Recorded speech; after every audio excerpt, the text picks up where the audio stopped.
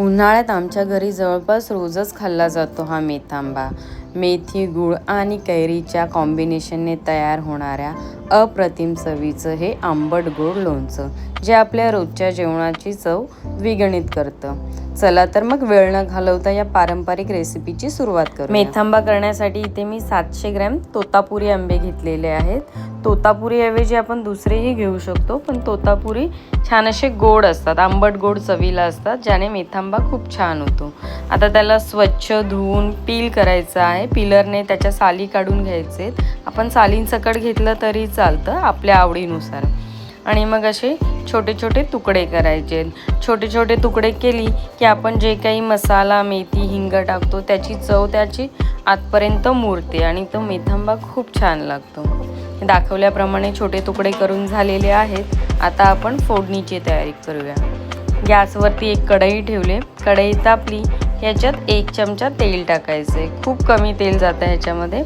1 चमचा तेल टाकले। आता ते गरम झालं की लगेचच 1 चमचा राई घालायचे। राई छान तडतडू द्यायची। मग 1 चमचा मेथी दाणा घालायचा आहे आणि पाव चमचा हिंग घालायचे। मेथी हलकी अशी परतून घ्यायची आहे, खूप जास्त रंग नाही बदलायचा आहे, नाही तर मेथांबा कडवट होईल। आता बारीक केलेले कैरीचे तुकडे याच्यात घालून घ्यायचे। छान असं परतायचं आहे याला व्यवस्थित सगळं आणि मग 2 मिनिटासाठी वाफ काढायची आहे। झाकण ठेवायचे, 2 मिनिटं वाफ काढूया म्हणजे कैरी छान नरम पडते। 2 मिनिटानंतर आपण याच्यामध्ये मसाले घालणार आहोत।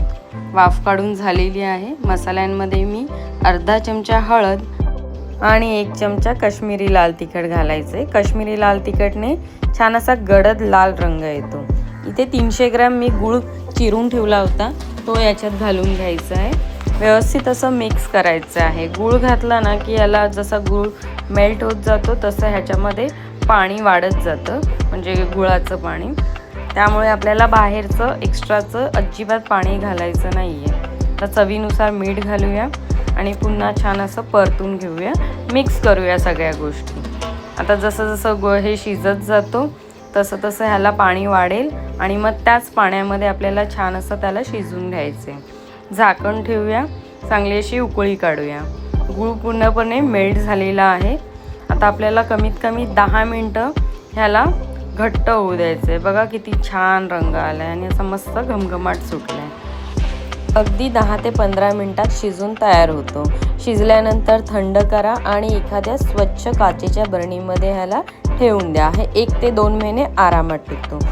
तुम्हाला या मेथांब्याची रेसिपी कशी वाटली नक्की कमेंट करून सांगा। आवडल्यास लाईक करा, शेअर करा, सबस्क्राईब करा। भेटूया पुन्हा नवीन व्हिडिओमध्ये। तोपर्यंत धन्यवाद।